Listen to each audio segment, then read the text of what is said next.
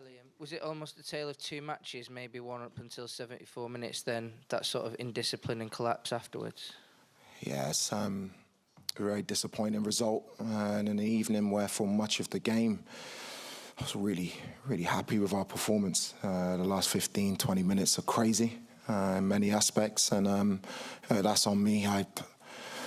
We need to be better in moments. Setbacks, mistakes happen, but you have to stay calm in the moment, me included, and we didn't, and we were punished by a very good team, which makes the scoreline, so it's a painful one because we were for 75 minutes way in the tie and in the game itself. Do you stand by the sort of Philip Jorgensen decision, because he played well up until that moment, but it seemed to unsettle things? Yeah, players make mistakes. Philip's not the first one to make a mistake, and that's part of football. Obviously, it's a bitter in that moment at 2-2. I think we're in the ascendancy. You know, we're an inch away from going even to 3-3. I think Enzo's goal was like an inch offside. João Pedro's goal off the Enzo offside.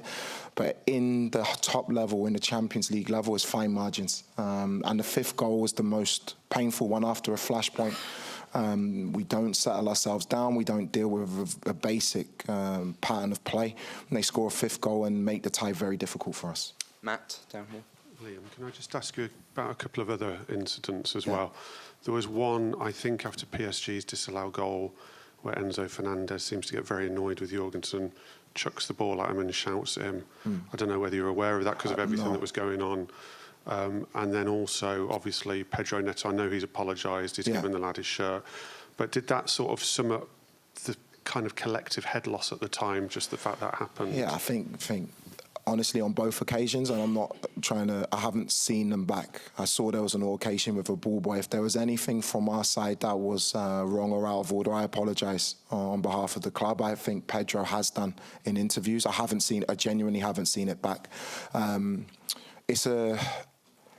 We've spoken a lot about this aspect, discipline, staying calm in the moment. It's on me to find the answer because what we won't speak about now, rightly so, was so much good in our play. Doesn't matter, we're here to win. And we've made this tie, we've kind of shot ourselves in the foot and made this tie very, very difficult, but not impossible to come back from. I was just going to add, how do you see the tie? I mean, if you'd have gone back either level or just one goal down, you'd have really fancied yourselves out. Even at 4-2, because of the quality of chances we were creating, from our build moments, from our possession moments, even at 4-2, you're saying, right, it's not the best result for us at all, but we're still right in this at home at Stamford Bridge. The fifth goal, that's the painful one. And it's something I really have to solve because we are very close to being an outstanding team, but we have to overcome this hurdle yesterday to make sure that happens. Jack, down here. Liam, you have a difficult decision with the goalkeepers. Do you feel you have one that's at a level to compete in this competition? Yeah, deep into it. Both of them, they have different qualities. Rob is an outstanding, standing from crosses, an outstanding shot stopper. I am trying to win in the short term and win in the long term as well. Philippe has different qualities, and one of his qualities, which he showed against Aston Villa, one of the reasons we won 4-1 at Aston Villa, we were so calm in our possession moments, which we weren't before, not just on Rob, but on the whole team. Coming here against a really high-pressing team, if you stay calm and play through the initial press, you can cause a lot of problems, which we did. It's just painful that we've made that mistake in that moment to make the game 3-2. And now we are very, very, we're in a difficult position in this tie now with the end result. And your team, I don't know if you're aware, your team appeared to leak in the French media this afternoon, earlier today. Were you aware of that, and what's your reaction to it? No, I wasn't aware. My team. Starting 11, yeah. Oh, my team was leaked. I'm sure we'll get to the bottom of that if that's the case. These things now, they happen quite a lot. We get information about our position. It's nothing for me to really. I'm more worried about the end result than the beginning of the game. Jacob, in the middle here, please. Second row.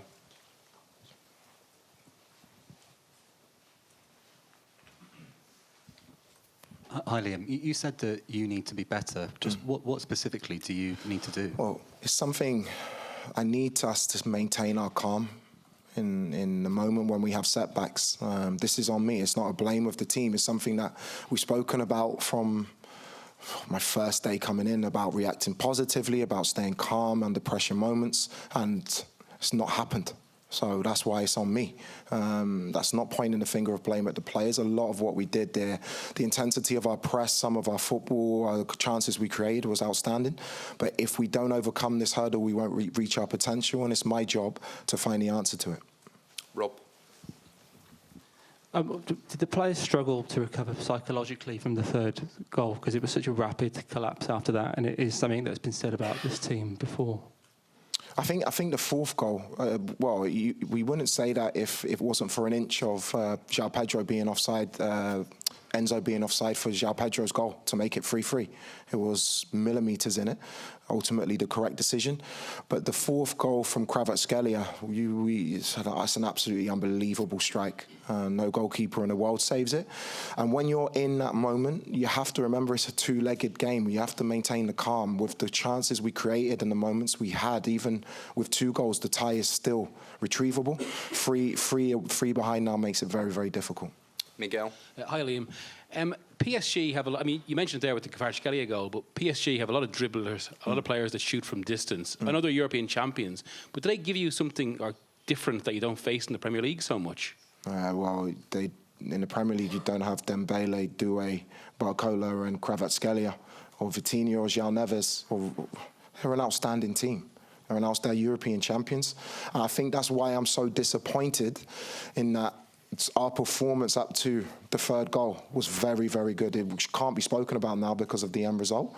But we have to manage the moments better and actually remember the quality of play that we're playing up against. Gail? Just another on Jorgensen. How is he? Because he looked pretty devastated after that goal went in. And what do you do? Because you don't want to find yourself in a situation where you've got 2 goalkeepers that are at times looking like they're struggling for confidence because you've got some huge games coming up. Yeah, I think the first thing, credit to him. He held his hands up in the dressing room. And mistakes happen. I make mistakes. Everybody makes mistakes. And sometimes they're more costly and more painful than other times. This is one of those moments. What we have to do for Rob and for Phil and for all of the players is look after each other. This is a big test of our character. We have a huge game in 2 days against Newcastle. We need to get back for. I want to see the real reaction now and a resilience about us in the next game. Okay, we'll have to leave it there, guys. Thanks Thank you very much.